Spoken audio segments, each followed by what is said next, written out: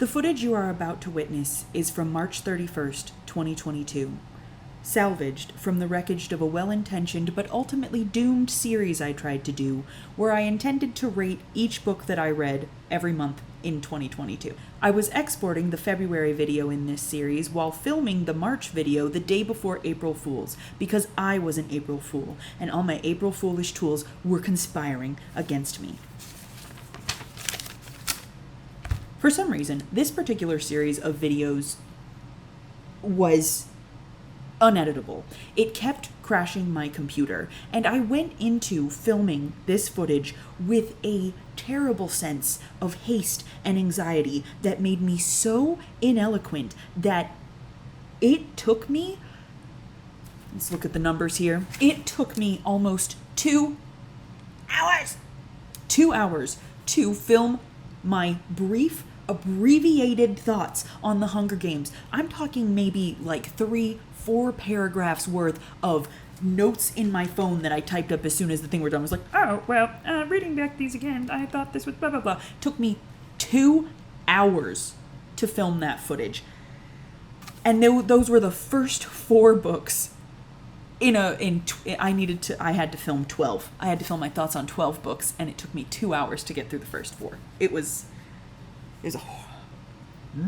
It took me 1 calendar year and 8 months to finally gather the strength, but I have rescued the following footage from the smoking wreckage of my best intentions.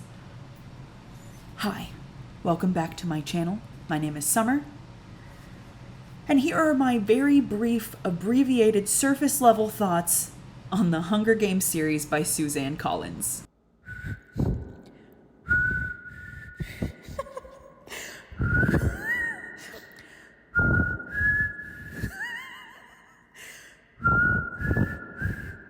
Man, I'm bad at whistling. 'Cause there's no place like home for the holidays. For no matter how far away you roam, when you pine for the sunshine of a friendly gaze, for the holidays you can't beat home, sweet home. Alrighty. Hello, willkommen, bienvenue, whatever they say in cabaret, I don't know. I've only seen that movie once, late at night, the eve of my graduation from college, as I bedazzled my graduation cap. I don't even know if we finished it. We were divvying up the DVDs that our other roommate had left behind like 3 years earlier, and I really wanted Chicago, but then one of the girls said, oh, well, I guess I'll take Chicago if nobody wants it. And what was I going to do? Be like, no, I want Chicago? No, I didn't. So instead I just took Les Mis. It's fine. It's fine. All this to say, I don't know really what happens in Cabaret. I don't remember it. All I remember is rhinestones on a blue graduation cap. That's about it. Exciting things are happening here in my life. One of which is I have a very floppy-necked ring light set up. Let's see how this looks. Ooh. Ooh. Ooh. Ooh. Ooh. But is it too warm? These walls are kind of tan and they make it kind of yellow. Oh. My love. My darling. I tremble for your touch inside, be mine.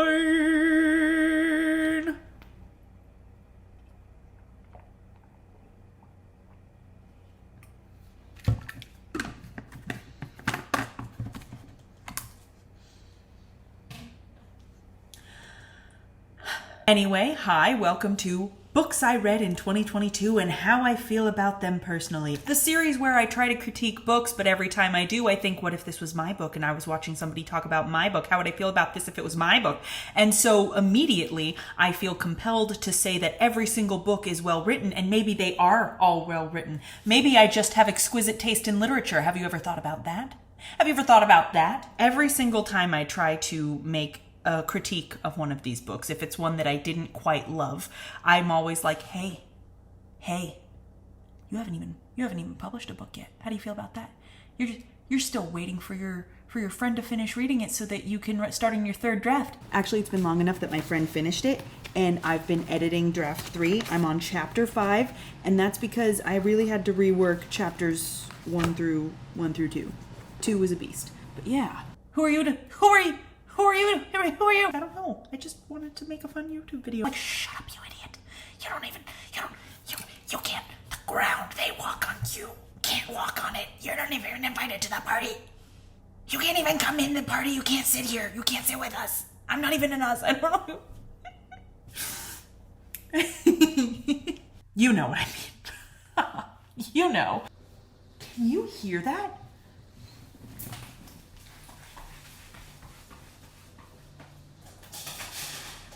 Holy cow.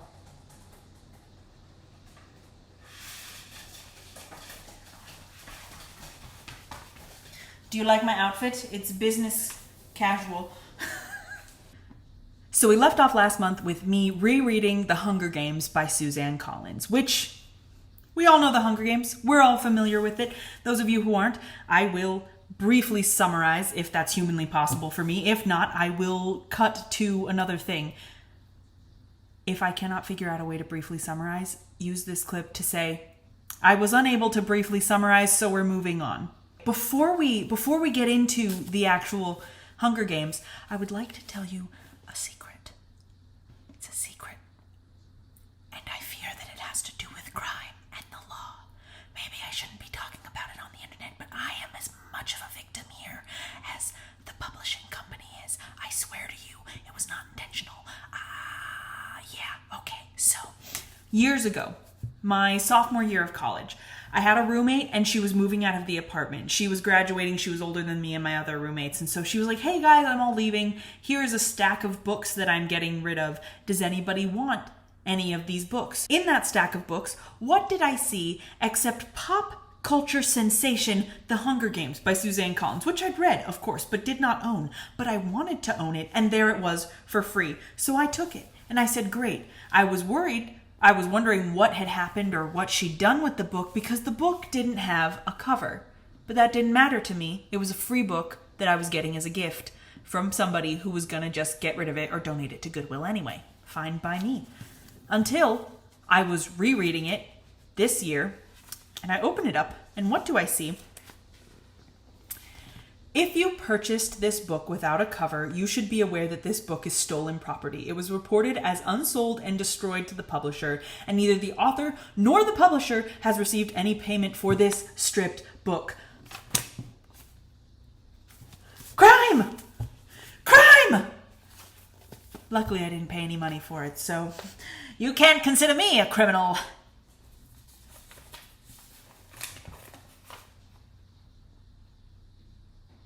Scholastic.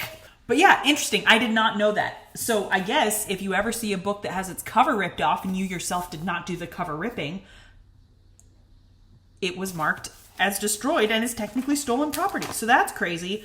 But can you consider it stolen property if it was given to you as a gift and almost trash? Forget about your worries and your strife. I'm sorry, Scholastic. I didn't pay any money. You didn't. There was no exchanging of goods. I did not purchase stolen property. It came to me. I'm not a criminal. I'm not a criminal. Okay, so on to the Hunger Games, where these children were also not criminals. They were just kids, and it was a terrible, mixed up, mad, bad world. So, The Hunger Games by Suzanne Collins is set in a future. The Hunger Games by Suzanne Collins is set way, way in the future when North America has crumbled and civilization is now, or at least civilization in the country that once was North America, is now called Panem. And there was a rebellion lots and lots of years ago, but the capital, who all the people were rebelling against, won. And they said, oh, sorry, you didn't win? You lost? Great. And just to make it even worse and feel even more terrible, your kids are going to fight to the death every year. Have fun with that, okay? Terrible. It was horrible, and it was bad. But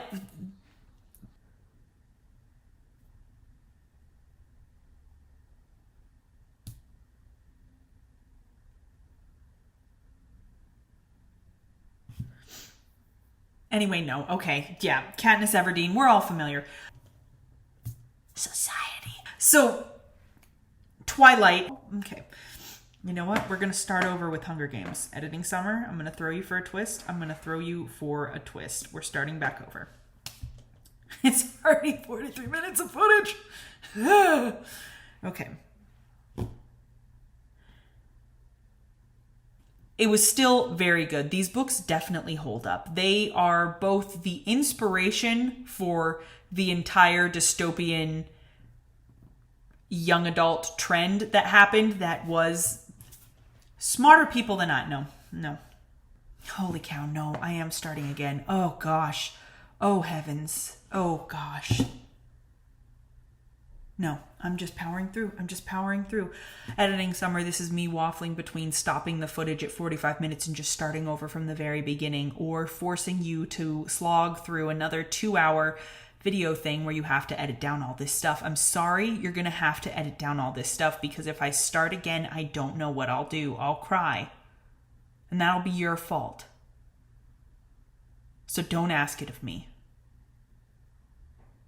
Anyway, so on to the actual book of The Hunger Games. The Hunger Games is the story of Katniss Everdeen, a girl from District 12 in Panem. Panem is what is a civilization that rose up after North America was defeated. And years ago, the people of Panem rebelled against the capital and lost. And in retribution, the capital said, every single year, forever, you will give 2 of your children, a boy and a girl, to the capital. They will fight to death in an arena in what we call the Hunger Games, and you will know that we are in charge, and you will never have the strength or will to rise up again. So, for 74 years, the Hunger Games have been happening until we reach the year we're involved in the story, which is the 74th annual Hunger Games. No, that's not good. That's not good. Oh my gosh.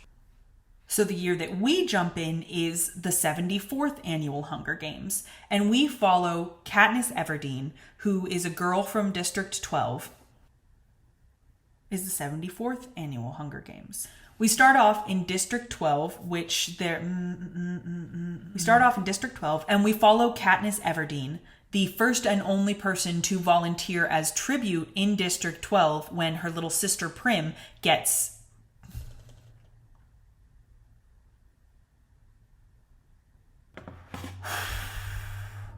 Okay, so I very stupidly spent the last 20 minutes trying to summarize the Hunger Games, and then deciding that I didn't want to summarize the Hunger Games, and then thinking, no, I will try to summarize the Hunger Games, and then panicked, stopped recording because my recording was already 55 minutes long, and I hadn't even gotten to what books I wanted to, hadn't even gotten through the first book. So instead, I am just going to stick to what my notes said, and we are starting with the Hunger Games. So, The Hunger Games, the story of Katniss Everdeen, who gets, why can't I just not? I was unable to briefly summarize, so we're moving on. Alrighty, so the book Hunger Games itself. It has been a long time since I've read these books, but it holds up very well. There was a really big desire when these first came out to split everybody into Team Peeta or Team Gale, and to view the characters of the Hunger Games as the spiritual successors to the Twilight, the vacuum that Twilight had left behind. They are not that. Supernatural romance and dystopian young adult, they are not the same. You can't, they don't fit the same mold. It's different. Where Twilight was definitely a romance, and the biggest drama really was Team Edward or Team Jacob. The Hunger Games' biggest drama is the fact that children are literally fighting to survive and fighting to the death in an arena. That's the biggest drama here. So Team Peeta or Team Gale was the main question that the movies tried to push, but rereading the book, no, that's not the main question. The main question of the book is, will Katniss, our main character, do what she knows is morally right in the face of survival? And what we do see throughout the story is that Katniss does choose to do what's right over and over again, even when it's hard, even though she is just a confused 16-year-old girl trying her best to survive and get back to her mother and little sister. Next up is Catching Fire, which is very good. I was getting through these books so fast. The action is just nonstop. And poor sweet Katniss, she is just a very flawed character. And it's very interesting to see because the story is being told from her point of view. It's very much about her internal conflict. So we get to see her struggling with what to do when Gale does admit feelings for her, when she has to keep up her sham romance with Peeta to hopefully diffuse the tension of the nation. Like, President Snow puts on her shoulders, like, you need to make everybody believe that you and Peeta are in love so that the country does not rebel against the capital and throw us all into war. So, like, that's the way the romance is used. The romance is used as a political tool. And Katniss is a very flawed character. She is selfish at times. She gets angry. She doesn't listen when maybe it would be wise for her to listen. But we see her time and again, even in the midst of her selfishness, choose to be selfless. And so it really helps us as an audience see the good in her, even when she herself can't see the good in her.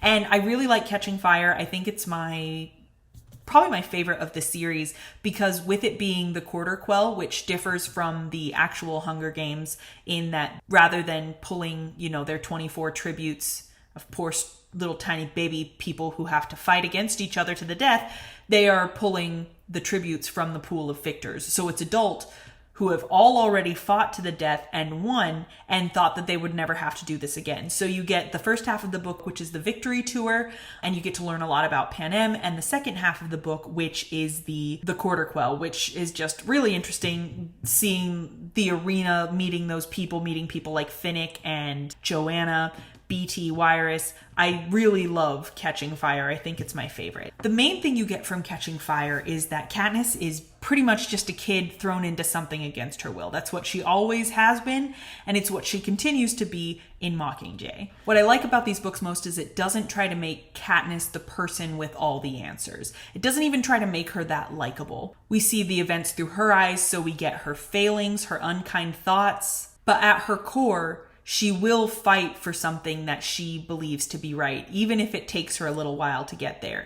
In Mockingjay, they want her to be the symbol of the rebellion. They want her to be this icon to the people of who they could follow and who they could be. She's like, I'm just one very, very messed up person who doesn't know what she's doing. I should not be this beacon of hope to the people. She is not in a place spiritually, physically, emotionally where she feels like she can take that on. In Mockingjay, we sort of see how she takes on that mantle. For example, there's a scene in this book where she visits a field hospital where a whole district has been bombed by the capital, and this is where the wounded and the injured are being kept and taken care of.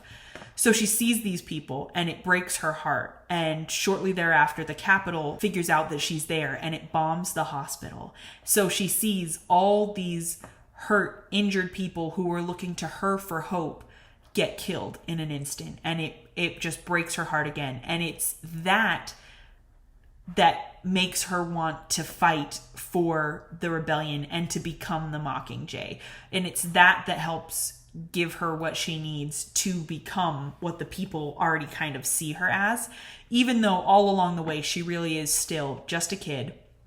Another thing I really like about Katniss is, as angry and bitter as she is, she never lets it blind her. Like, that anger and bitterness is not her driving force. Her driving force tends to be mercy, or compassion, really, even though she is herself a very prickly person. You see this especially with her makeup team. So one thing we learned in Catching Fire is that the Capitol, at these lavish parties, they'll drink this stuff that makes them throw up so that they can eat more food and just keep enjoying themselves. And when Katniss and Peeta hear that, they're gobsmacked, because they have literally known people who have starved to death and died. And to think that the Capitol is sitting there forcing themselves to vomit just so they can eat more food is just beyond comprehension. But in Mockingjay, which is set primarily in District 13, which is basically like a military compound and the base of the rebellion, one of Katniss's roles as the Mockingjay is to appear in these propaganda films that they hack the airwaves with and send to the nation to help rise people up into the rebellion. And she needs her makeup team to look camera ready. she doesn't know that they're on the base at District 13 until she stumbles upon them in a room, and they've been held in this room almost as if they've been imprisoned there. They've had to like wet themselves. They've been treated really, really poorly. And Gale's reaction to it is, well, they deserve it. They're capital. And Katniss's is that they're people and they shouldn't have been treated like that. And a lot of times she actually almost sees them like little pets because they're so stupid and very dumb, and they haven't had to have the cares that she's had. But what I found very admirable with Katniss was that she was able to distinguish between her own anger and what was right. And so she was still able to see these people as people. And that, I think, not to bring it back to Team Peeta and Team Gale, but I'm definitely Team Peeta, because Gale, he does let his anger be his driving force. That's what led him to do what he did that got Prim killed. And so I'm just saying that Katniss's core drive being like compassion and mercy and fighting for the underdog pairs much better with Peeta's own kindness than with Gale's drive for revenge, which is basically what Gale drives on. But whatever. Very well written, easy to get through. But I don't know if I could say the same about the Ballad of Songbirds and Snakes. As I was editing, I was actually very surprised when I heard myself say this, because over the past year and 8 months, as the stories marinated, I actually think of the book pretty fondly, and the way it supported the original trilogy. I think it was just where I was when I was reading it.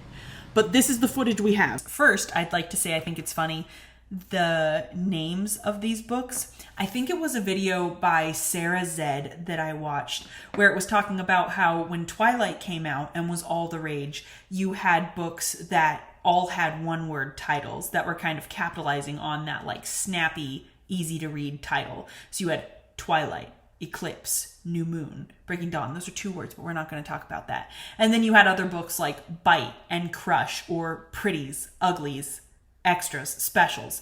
Those books that were just like one word. But eventually, books like A Court of Thorns and Roses came out, and all of a sudden everything is a noun of nouns and nouns. I saw a book that was like a free book on my Kindle, and it was called A Court of Snow and Ashes, and I do not think it was written by the same person who wrote A Court of Thorns and Roses. I guess they just grabbed that and they're like, that's not the only court that exists. This one's one of ashes and snow. It's not the same as roses and thorns, so it's different, and I can name my book this even though it's not part of this series. Anyway, that's not a part of this series. We're talking about the Ballad of Songbirds and Snakes. But the title fits because it is a Ballad of Songbirds and Snakes. So one thing that was really interesting about this book is that it is told from the point of view of President Snow. So I went into it thinking that it was going to be about, I basically thought it was going to be the Midnight Sun of the Hunger Games. I thought it was going to be the Hunger Games from President Snow's point of view. I don't know why I thought that, but I did. What actually happened was President Snow is the main character, and it's set during the 10th annual Hunger Games. And these are the first Hunger Games that start to look like the Hunger Games we see in Katniss's time. So President Snow is 18, and this is the first time mentors are allowed in the game. And rather than have it be previous victors, the mentors are kids from the capital who are in like their senior class about to graduate. And what blew me straight away was the fact that this story was a romance. I was like, hold on one hot second. You're telling me Coriolanus Snow is falling for a tribute? And he was. So in a lot of ways, the story is actually a romance, which surprised me. And you find yourself rooting for President Snow at times, and then you kind of have to stop yourself. You're like, we're not going to root for President Snow right now. You see him at a point where he is cold and calculating at times, but he does still have some innocence to lose. So we meet him where he's kind of at a turning point in his character, where if he had made some different decisions along the course of this story, he might not have become the President Snow that we meet in Katniss's time. He ends up falling for the beautiful tribute from District 12, who is a singer, and he mentors her through just a disastrous set of games. And what was really interesting was that throughout this book and his interactions with his tribute, with the way the games are set up, you see the seeds of things that would come back to haunt him in Katniss. So the girl he falls in love with is from District 12. He actually spends a portion of the book in District 12. And it's in District 12 that we learn the origin of the Hanging Tree song. President Snow hears the lullaby that Katniss sings to Rue in the first Hunger Games book. We see President Snow's first interaction with Mockingjays and how much he just immediately dislikes them because the first thing he hears them do is like echo the cries of a dying man. We even see President Snow visit the lake that Katniss loved to go hunting around and swimming in the first Hunger Games book. And one of his friends actually digs up a Katniss root, which is what Katniss was named for. So everything really, like when Katniss came into his life, it was like, oh, wonderful. Just a terrible time for me is about to be. So many of his life's ills were just arrived in human form when Katniss volunteered to be a tribute at the Hunger Games, basically. We even see him have his qualms about the Capitol a little bit. He's very loyal to the Capitol, but more than that, he's loyal to himself. And there comes a moment when he has to decide between himself or... Apparently I didn't want to finish that statement. The word I was looking for was capital, himself or the Capitol.